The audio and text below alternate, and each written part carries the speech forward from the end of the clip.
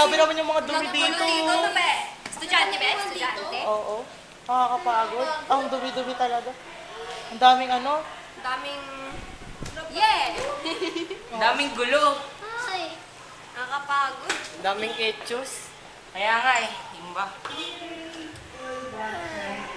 Init-init pa. Nakakangin.